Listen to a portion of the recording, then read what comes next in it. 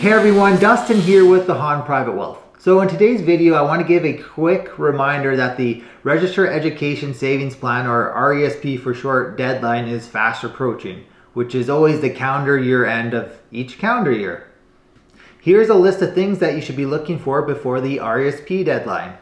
The first item is if you missed maxing out the grants in previous calendar years, the government actually lets you catch up 1 year's worth at a time for the future calendar years. For example, say you have a child that is 5 years old and you've never had an RESP before for them. If that's the case, this year you're actually allowed to contribute up to $5,000 and you'd get 20% matching from the government, which is $1,000 in grants that the child would get deposited into their RESP account. Now here's the thing, you're only allowed to catch up one missed year at a time. So next year, you'll be able to do another $5,000. The second item is if you have a child who is turning age 15 this current calendar year.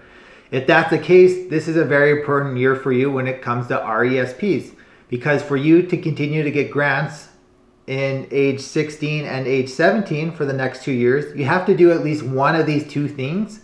So the first requirement is that you must have contributed at least $100 and not redeem anything from your RESPs in 4 separate calendar years before the end of the calendar year your child turns 15 years old.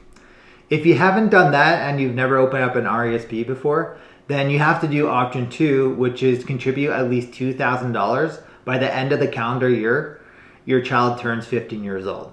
So you have to do that in order to keep getting grants when they're 16 and 17. The last thing on my checklist is actually for RESP redemptions. So if your kid is going to post-secondary school right now, ask them what their income is going to be like for this calendar year.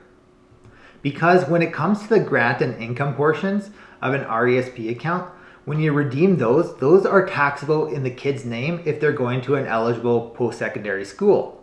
So if their income is very low for this year or they have none, you should look to redeem that now before the end of the calendar year, because they're going to pay very little in taxes on it, versus say if they are in their last year and graduating next calendar year, where they might end up working full-time for most of the year and be in a higher tax bracket. If you redeem the granted income then, when they're in a higher tax bracket, they're going to be paying more tax on it.